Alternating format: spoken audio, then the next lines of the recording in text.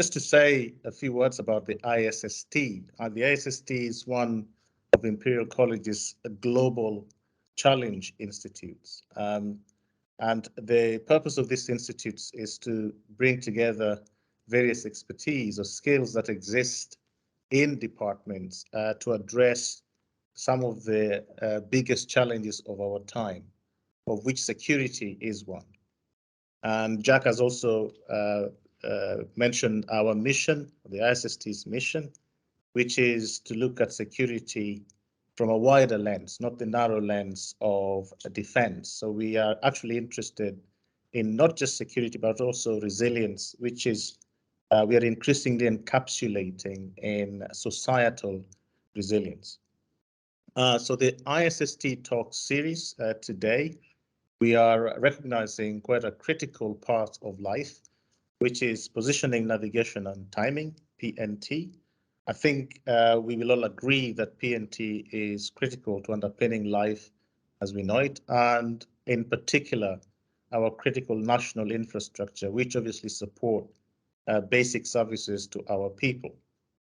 We will also be aware that over the years, I mean, this hasn't started today, there have been reviews on our dependability, our dependence on certain types of technology for positioning, navigation, and timing within the context of safety and security, trying to understand vulnerabilities and so on. I remember many years ago, a very, very significant study in the United States looking at the vulnerabilities of GPS. We've done similar things in the United Kingdom, the Royal Academy in 2019, and later on the Blackett Review. So this is evidence that we worry about those vulnerabilities and the impact that it has on us.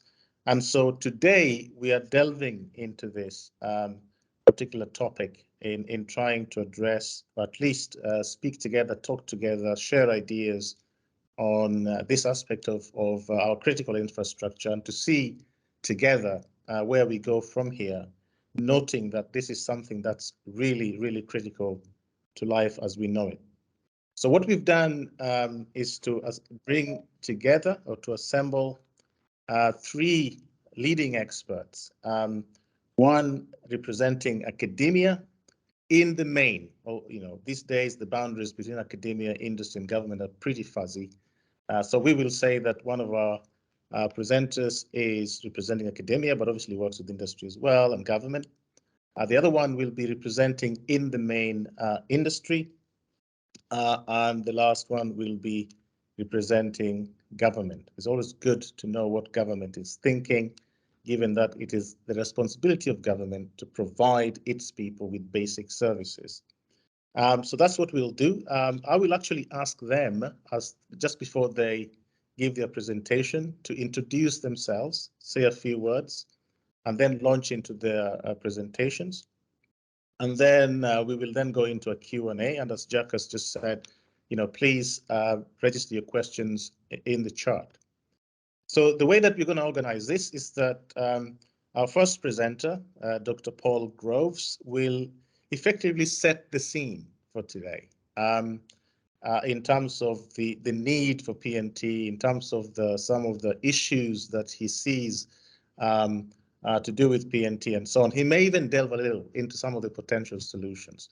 So he will set the scene that way, and then we will ask for our government representative to tell us a little bit what is happening within government, and then to finally ask our industry representative to say something about what industry is doing, including how industries could work with government and academia to bring about positive change. So as I said, Dr. Paul Groves will start, then we will go to Mr. Stephen Benzis to talk about the government side, and then Julia Sutcliffe will then speak about industry. So over to you, Paul. He's already there, I can see him. Please step up and tell us a little bit about the scene, the PNT scene, as you see it today. Okay, hi everyone. So I've got a few slides, so I'll just get my screen share going. Okay, is that working, Washington? Very well. Okay, great. So very brief introduction. So I'm an associate professor at University College London, and I'm interested in how to make positioning and navigation more resilient using a variety of different technologies. So first of all, historically, electronic navigation was big and expensive, and it was only used for expensive things such as aircraft and shipping. Now, technology is much cheaper. So positioning, navigation and timing is ubiquitous. It's used in cars, trains, for monitoring structures, in agriculture, drones, of course in smartphones, and also the timing element is important. So, for example, GNSS is used to synchronize the transmitters in DAB networks, and it's used to synchronize power transmission. So PNT now is part of our critical infrastructure. So a very common misconception is that it's a sole problem and that GNSS works everywhere. Unfortunately, this is wrong. So for start, accuracy is degraded in dense urban areas because buildings block and reflect the signals, while the positioning algorithms assume all the signals are traveling in straight lines. Then if you go into tunnels underground or deep inside buildings, there's no reception, so you can't use GNSS at all. GNSS signals are also weak compared to radio signals in general. So this means that they're vulnerable to interference. So there can be faulty equipment radiating at GNSS frequencies. There's a risk of poor regulation of transmissions in adjacent frequency bands to GNSS. GNSS is also relatively easy to jam. So remote jamming is an issue in military and security scenarios, but also people will jam their own receiver if they don't want to be tracked. So, for example, they're using a company vehicle for personal business, or car thieves, or people that want to avoid GNSS-based road user charging. And this self-jamming also affects receivers nearby. Another problem is that GNSS can be spoofed. So fake GNSS signals are generated, and that means that there's a fake position solution in a target receiver. So the picture is showing you the position solution from a receiver at Roke Manor Research, which they deliberately spoofed to write out their logo on the map there. Also, research students have used this to take control of a drone and a luxury yacht. And GNSS spoofers are now very cheap now, so they're easily available, and criminals, military forces, terrorists and hackers can all spoof the signals, and people can spoof their own GNSS receivers. Incidentally, accidental spoofing at the ION GNSS Plus 2017 conference, due to an antenna leak from a signal simulator being demonstrated, bricked several iPhones at the conference, and people had to go to the local Apple store to get their phones reset. Android phones coped much better. Okay, so GNSS is vulnerable. It's not resilient. So how do we build a more resilient positioning, navigation, and timing capability? Well, the first thing we can do is improve GNSS itself. So to start with, 3D mapping can help to improve the accuracy in dense urban areas. Then signal to noise ratios can be improved by using directional antenna systems, although they're large, so they're not suitable for every application. Advanced correlation techniques such as supercorrelation can be used, but they need motion. Then another thing that can be done is switch to low orbit satellites. If you move the satellites much closer to the Earth, it massively boosts the signal strength, making GNSS more resilient. But the problem is, if you do that many more times as the number of satellites are needed, so the whole system becomes much more expensive to run. And then looking at spoofing, Most spoofing can actually be detected by simple signal strength monitors that can be added to receivers just with a simple improvement to the software. But it doesn't detect all instances of spoofing, and more sophisticated defenses such as GALILEO authentication services will be introduced to improve those defenses. The next way we can build resilience is to use other radio signals for positioning. So Wi-Fi signals are already commonly used for positioning in and around buildings, but they're not available in remote areas, and like GNSS, they can be jammed and spoofed. We then have phone signals, a bit more widely available, but the accuracy of phone signal positioning tends to be very poor due to blockage and reflection of signals by buildings, and those signals can also be jammed and spoofed. Low frequency radio, on the other hand, is much more difficult to jam because you need very large antennas to do that. These signals are suitable for use in timing and marine applications, but the accuracy for land and air navigation is not so good, and they're unsuitable for small devices because you also need a large antenna for the receiver. But the big problem with low frequency navigation at the moment is lack of international cooperation. So a few back in the 2000s, it looked like we might have an international standard called ELARAN, but then we've had too many countries dropping out for it to be viable, and then some other countries are proposing other standards, such as R-mode, which have technical problems. And if we can't get a global standard, then people are not going to make the receivers that we need.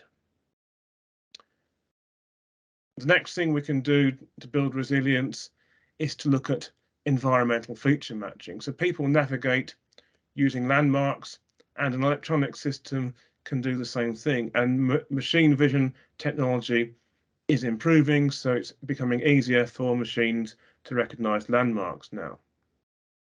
You can also use variations in terrain height, gravity gradient, and magnetic field for navigation. This is already established in military applications, for example, but these techniques only work where suitable features are available. If you're in a relatively featureless environment, such as the middle of the sea, environmental feature matching is not going to work.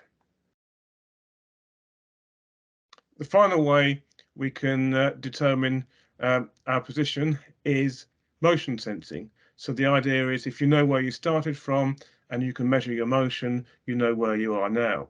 And there are many different technologies: wheel speed sensors, visual odometry, radar, pedestrian dead reckoning, and inertial navigation. All of them offer continuous operation, but the problem is position errors increase with time. This is because you're measuring a change in position, adding to that another measurement of change in position, and each of these measurements has errors, and you're adding the errors together, and they gradually get bigger and bigger. Now, some people are claiming that you can solve the problem by using very high quality sensors, but this is not going to work for the simple reason that sensors are not the only source of errors.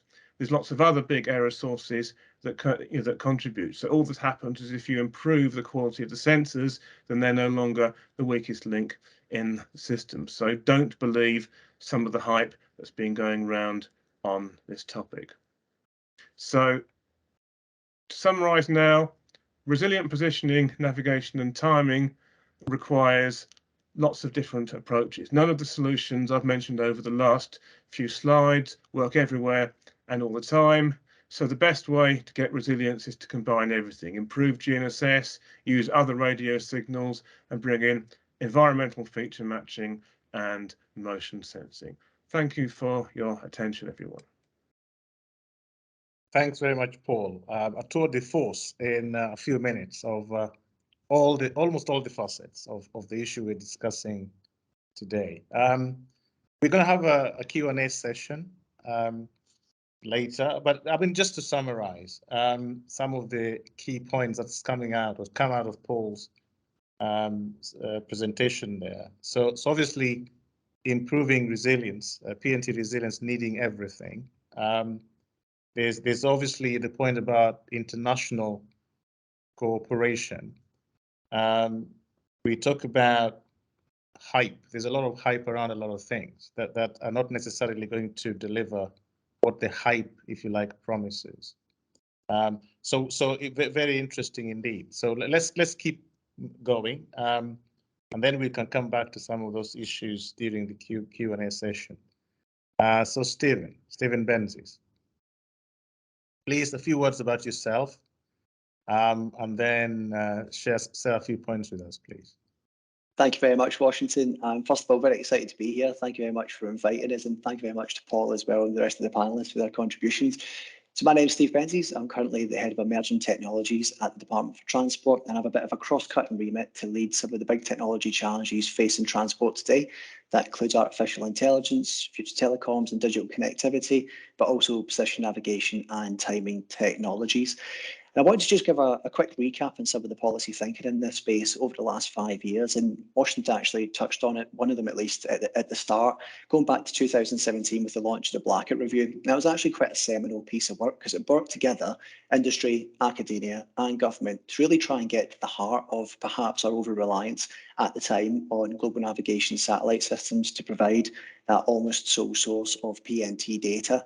And that really started the firing gun for government thinking on this and understanding perhaps what our risks are, and to really start generating some of the ideas for potential mitigations.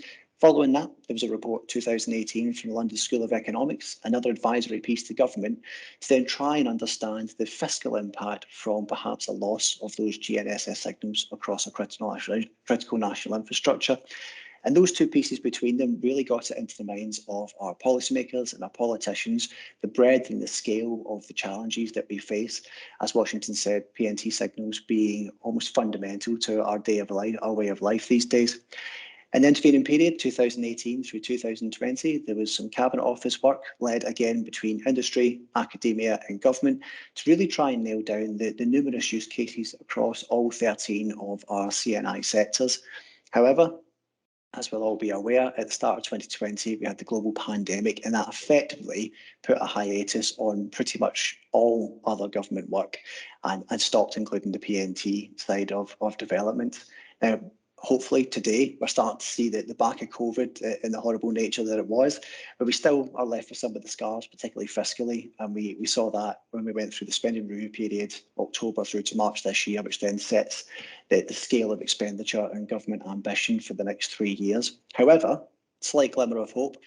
Last year, March 2021, the Prime Minister did announce to Parliament, as part of his Integrated Security and Defence Review, a commitment by the government to increase PNT resilience for our critical national infrastructure.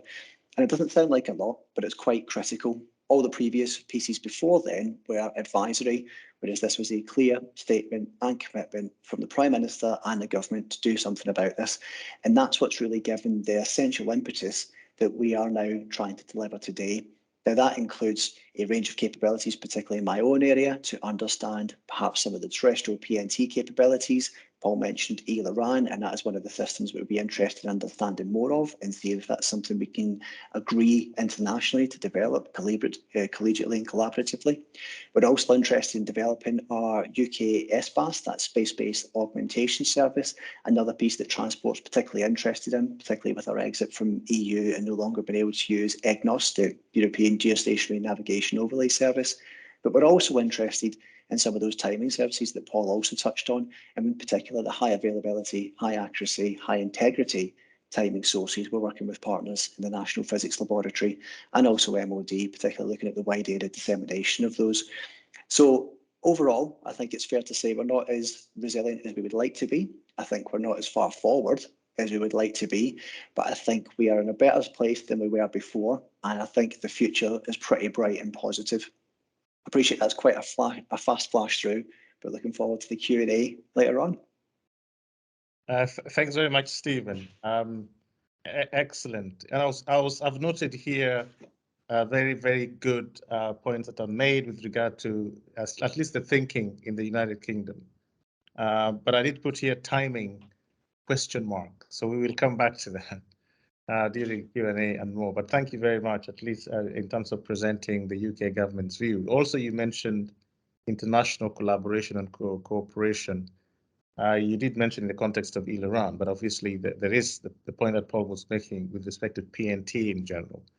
The need for a global, unified global thinking, given that, as we said, it's a ubiquity kind of need, isn't it? The PNT. So the international dimension is going to be interesting to explore. I've seen some colleagues like Metinarians in here and so on, who are obviously quite key figures in the United States. So it would be nice to look at that international dimension during Q&A. So thank you, Stephen. So not to be forgotten is the industry view, and we have Julia to share with us some ideas on that. So Julia, please. See me and hear me? Very well. Excellent. Okay, well, thank you very much, Washington, and thank you to the rest of the panel and to the audience today. So I'm Julia Sutcliffe. I'm Chief Technologist at the Air Sector at BAE Systems. And so my accountability is the technology strategy that spans right the way from sort of material science through to quantum technology, through to sensing, through to human-machine teaming, human augmentation, etc. So PNT is a sort of key part of that sort of strategy and gaining real insight and interest at the moment because of a range of developments that are ongoing.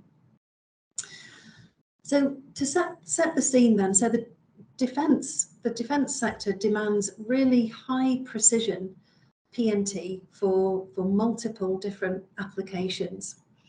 So if we think about defence today, it's multi-layered. So it goes all the way from space through to air, land, sea, and subsea, and into the cyber and information environment. There are lots of situations in which our reliance on GNSS is tested. So as we heard at the beginning, GNSS is vulnerable to jamming, spoofing, but also there are many applications in which it's not available in the way that you'd like it to be. So operations in urban canyons, subsea, under foliage, where there is limited GPS availability.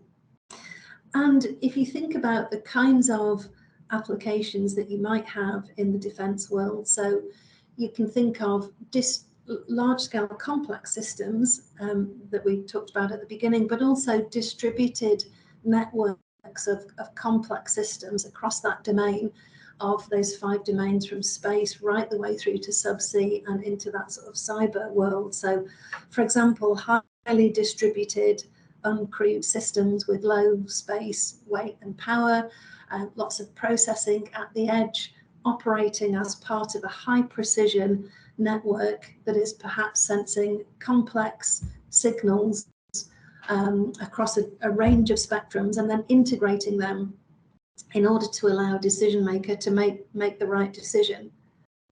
If you think about that sort of fast jet environment, that's a really hostile environment. So you're talking about Mach 2, you're talking about 9G, and you're talking about space weight provision of, probably a few hundred grams, that kind of thing.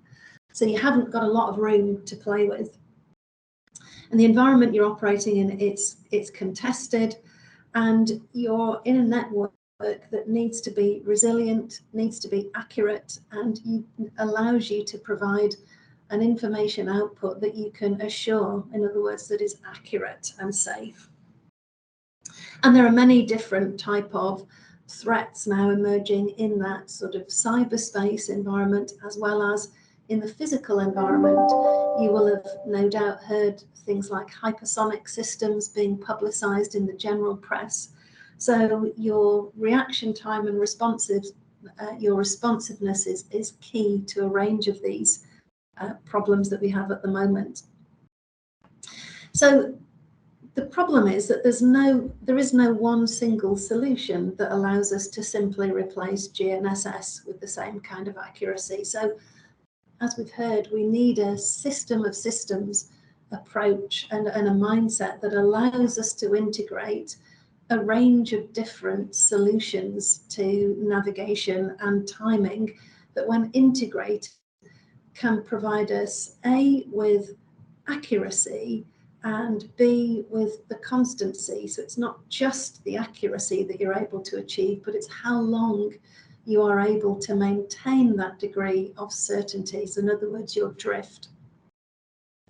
So we're current systems use a range of different capabilities, and future systems will do from ring laser gyros, fiber optic gyros, through to anti-jam, GNSS, through to visual techniques such as simultaneous localization and map building, navigation and signals of opportunity, satellite signals of opportunity. For example, you've got, sort of, as was mentioned, signals in the medium wave, radio wave, TV, 2G, 3G, 4G, LEO satellites. You've got Global Star and S-band, Iridium L-band, Starlink in XKA band. So a range of different types of signals you can use, and different fingerprinting techniques and time of arrival, carrier phase techniques, and indeed geophysical sort of mapping techniques using sort of gravimetric sensing, magnetic sensing, and also celestial sort of navigation. So it's pulling all of those different techniques together and testing each of them in that sort of integrated environment. And as Paul mentioned at the beginning, we can't be seduced by point accuracies of individual technologies, because they sit within a system which has multiple sources of errors within it. So even a really, really accurate timing solution doesn't necessarily give you an advantage if you've got a huge noise source from something else unrelated.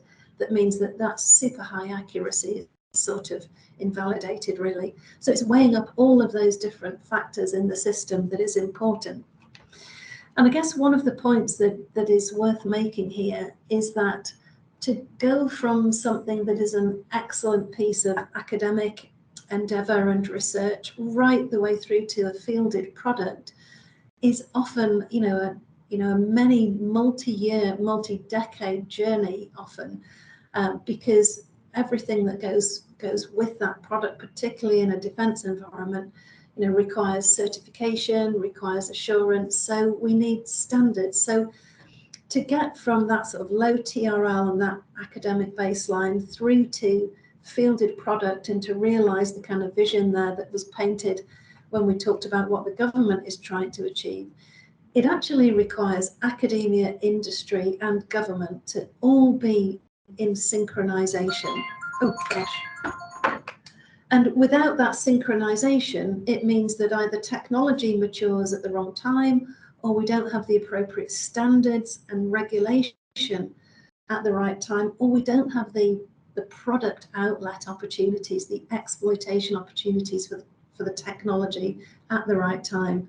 So it's really important that those different factors cohere, because as we know, to go from TRL 1, 2, 3 up to TRL 9, that's an almost exponential growth in the investment required to get through those TRL levels.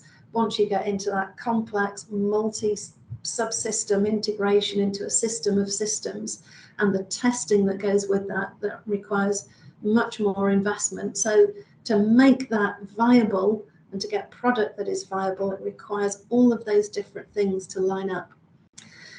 And I guess the only other thing then that I would mention on the back of that is that it feels like at this moment in time, in terms of PNT, we have that alignment. We have opportunities that require next generation solutions and integrated solutions. We have excellent academic research, and we have a government agenda, and following a range of the reviews that we've talked about that are driving the need and understanding of resilience that we need to create within this sector. And indeed, that's also certainly from a defence perspective reflected in things that NATO is trying to achieve, and things like the recent AUKUS agreement that came out from the UK government recently all talk to this harmonisation of key technologies and pulling them through a range of government initiatives and industries to get differentiating product into the marketplace. So I think, Washington, that was all I was going to say. I hope that's been useful to set the scene from industry. Extremely useful. Thank you very much, Julia. Just a few points coming from there. One was, you're talking about defense, obviously. You mentioned dynamics, very high dynamics, high precision, high accuracy, high integrity, and so on, but in an environment which is not typical of many civil applications. So that's quite interesting. The point about academia working with industry and government is an interesting one. We can explore if there's a perfect model for that, and where we go from here. There's also the question of awareness. A lot of the time, we ask ourselves whether politicians actually do understand, are actually situationally aware with respect to the issues here, and some of the factors that should explain why we keep talking about the same problem year on year and not actually seeing tangible steps going forward towards what we all think we know. So that's also going to be interesting to explore. So thank you very much, Julia. Obviously, quite eye-opening for me in terms of some of the ideas that you have actually shared with us. So those are the opening statements from our panel of experts. There are many experts in the room.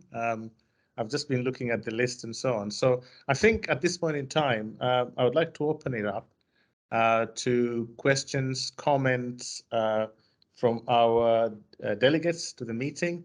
And just to set the ball rolling, I've got a question that I would like to address directly to Paul to begin with, and then other colleagues.